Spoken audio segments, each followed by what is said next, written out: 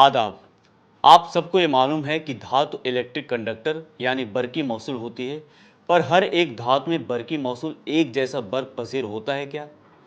चलो तो हम देखते हैं। यहाँ मेरे पास एक बल्ब है जो यहाँ 3 अलग अलग कॉइल से यानी तारों की बरकी सेल से जुड़ा हुआ है।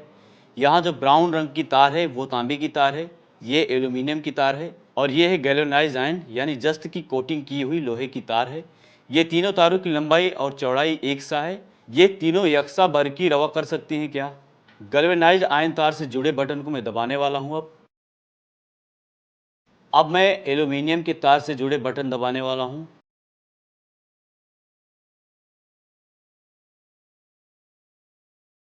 और अब मैं तांबे की तार से जुड़ा हुआ बटन दबाने वाला हूँ।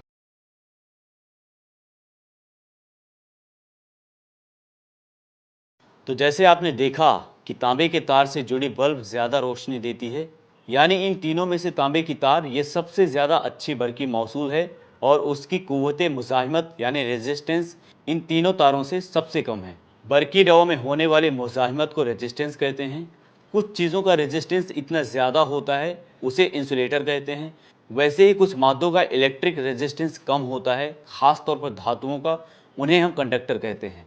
आपने सुपर कंडक्टर के बारे में सुना है क्या? कुछ खास मादों का इनकलाबी दर्जा हरारत फ्रीजी करने के बाद इलेक्ट्रिक रेजिस्टेंस सिफर हो जाता है, उसे सुपर कंडक्टर कहते हैं।